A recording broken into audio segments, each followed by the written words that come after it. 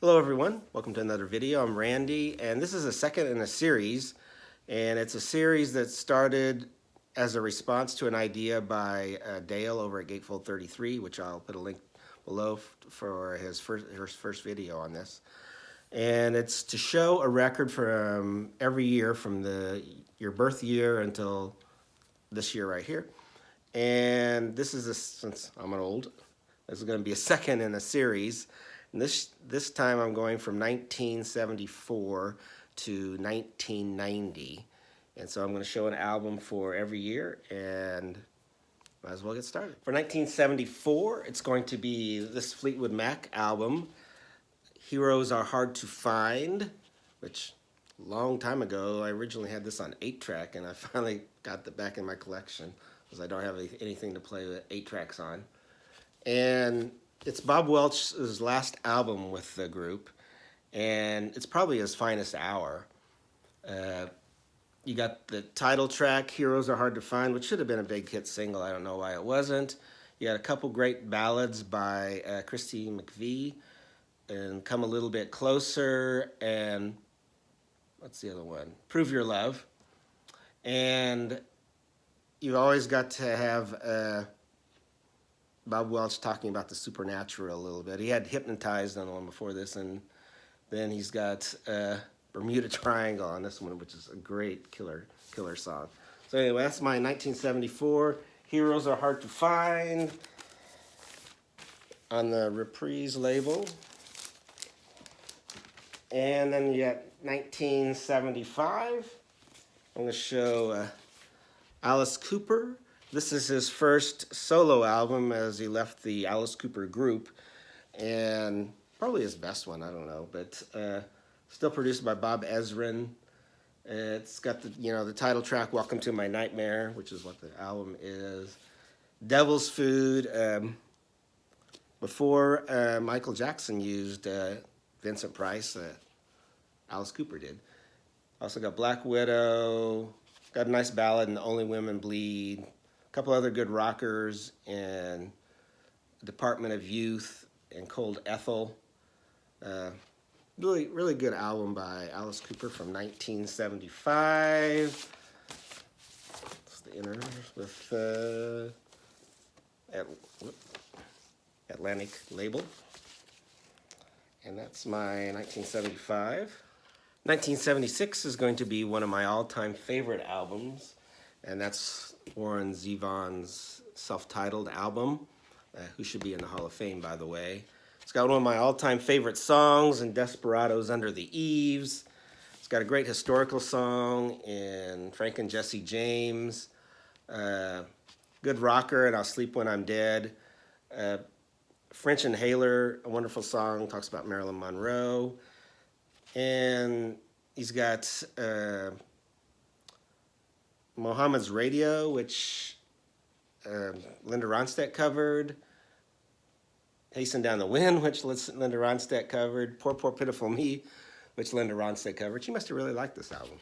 But yeah, with the wonderful Warren Zevon and the self-titled album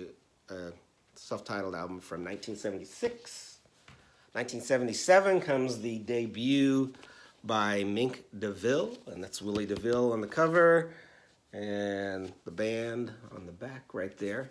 But produced by Jack Nietzsche, and it's got Spanish Stroll, which is a cool, jaunty, up-tempo number. That would be the one I would recommend if you wanted to learn about Mink Deville.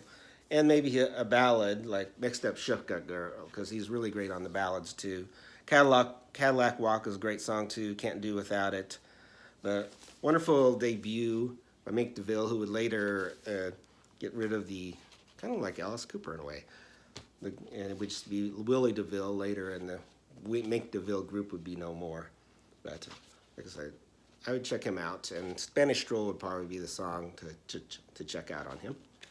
For 1978, it's going to be The Jam and their album All Mod Cons, which has a great version of the Kinks' David Watts, and probably has the song a lot of Jam fans think is their best in Down in the Tube Station at Midnight, which is a great song.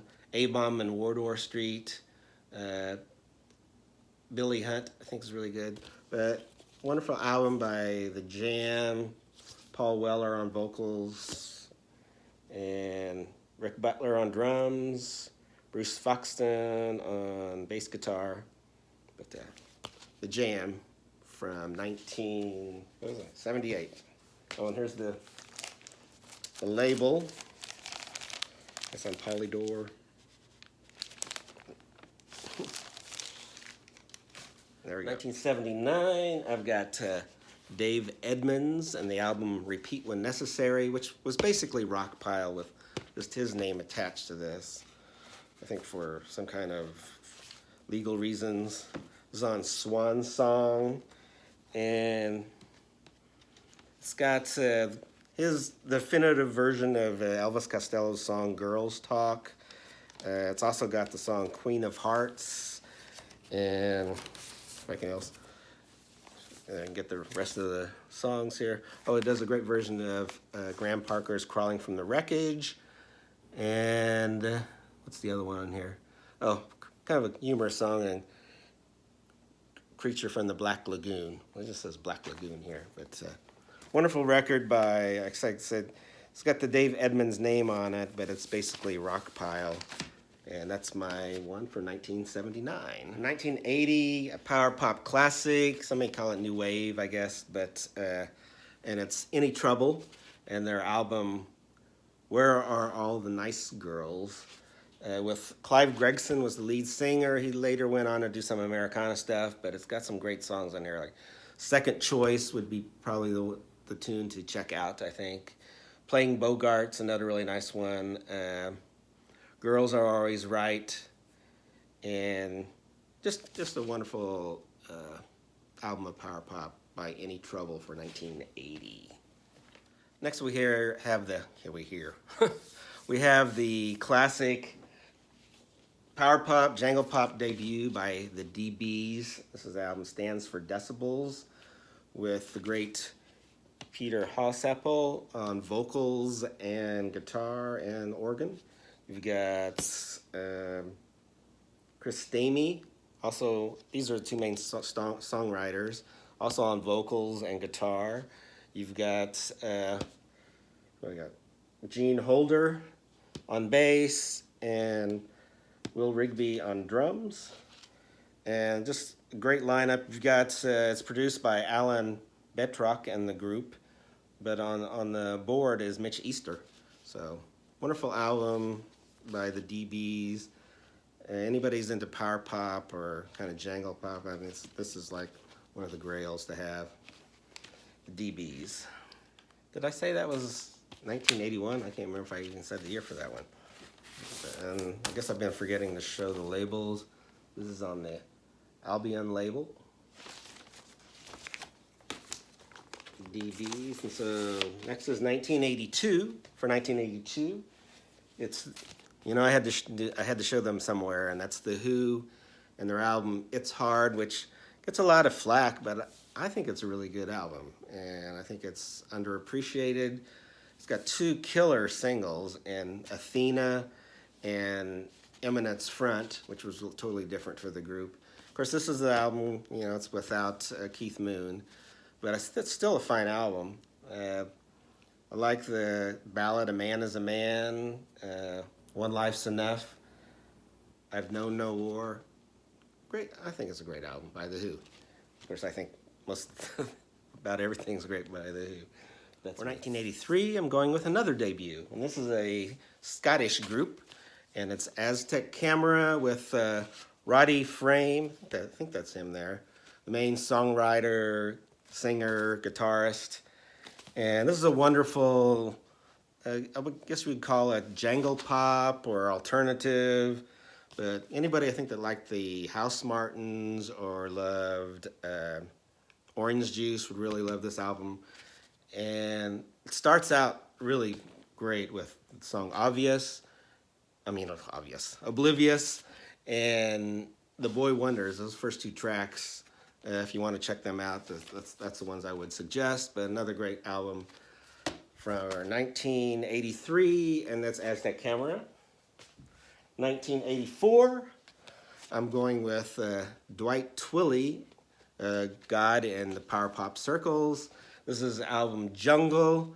I know a lot of people love Sincerely, and it is a classic, but I think this one is just as good, and it didn't get as good a review on AllMusic, which I don't understand, because it starts off with A Little Bit of Love, the single Girls, Don't You Love Her is another great one. To Get to You is just a classic song. Just wonderful, great power pop by Dwight Twilley. And I guess I keep forgetting to show these labels. This is on EMI. But Dwight Twilley's my 1984. For 1985, I'm doing another debut album. I'm doing a lot of debut albums, and that's by the group out of Raleigh, North Carolina, the Canals. And it's got Michael Cannell on guitar, David Cannell on bass, Doug McMillan on vocals, Peel Witherby on drums, who I think would be replaced on the next album, and George Huntley on guitar. Now, Darker Days was, I think, the single off here, and it's a really good song. Dial It, I like their second album, Boylan Heights, would be their masterpiece after this one. I think that's their best album, but this is a fine album, and it's on Black Park Records. If I can show that.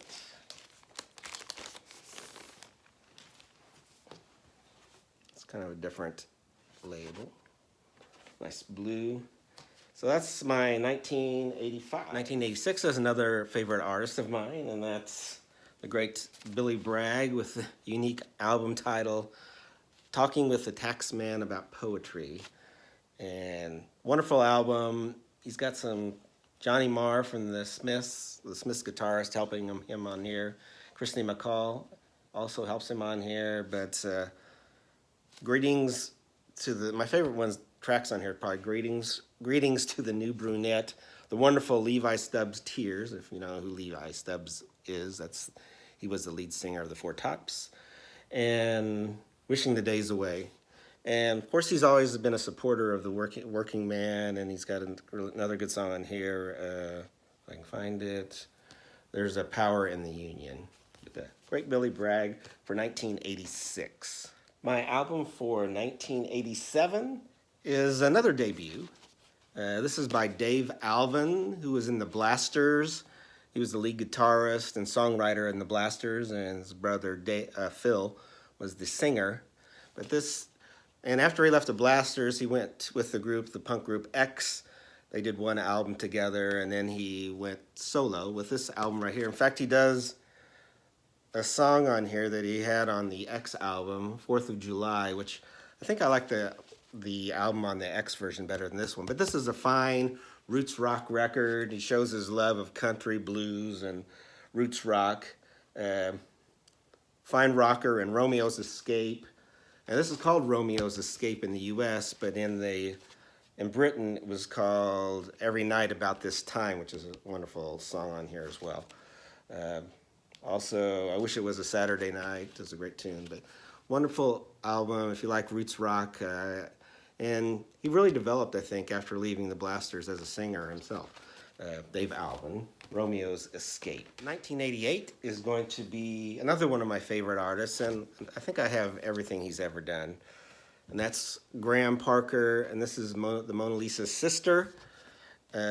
Classic album. I don't think gets enough love. Don't Let It Break You Down is great tunes. Got a great rocker and Get Started, Start a Fire. The Girl Isn't Ready is a great ballad. I Don't Know is a great R&B tune. And he also does the Sam Cooke song Cupid.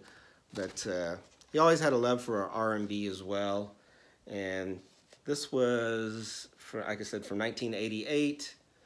Graham Parker, seen right there, and the Mona Lisa's Sister on the RCA label. My 1989 album is going to be actually the last album for this group, and that's the Newgrass Revival, which was probably their biggest commercial success, in that they actually had a top 40 song in Callin' Baton Rouge, I think, and then You Plant Your Fields barely missed the top 40. But it's called Friday Night in America. And of course, the group has the fabulous Bela Fleck, Sam Bush, John Cowan, and Pat Flynn. Like I said, Sam Bush would later form his own group, and Bela Fleck would go to Bela Fleck and the Flecktones and all that. But wonderful album by the Newgrass Revival. Some people don't like because they try to be a little too commercial. I think they even use drum machines on this one, but it's not a bad album. Newgrass Revival, Friday Night in America, for my 1989. My final one for 1990 is the great roots rock group, the Rave Ups, and this is actually their final album as well. I think they only did 3 albums, but the group was started by Jimmer Podrasky out of Pittsburgh, and I guess Molly Ringwald knew about him playing, and they used the group, the Rave Ups, in the movie Pretty in Pink. And I think the lead singer, Jimmer Podrasky, actually started going with Molly Ringwald's sister. But this is a classic album that, and unfortunately, it never got the airplay, and they broke up after this album. But that's my 1990, the Rave Ups, great roots rock on the Epic label. And so that's my part 2, 1974 through 1990. Anyone else that wants to do it, I would love to see your videos. I know I've seen Sam St. John and Randall Weaver, both great channels, do their response to this. And of course, Dale at Gatefold 33 did the original. So hope everyone's doing well. Merry Christmas, and I'll talk with you later.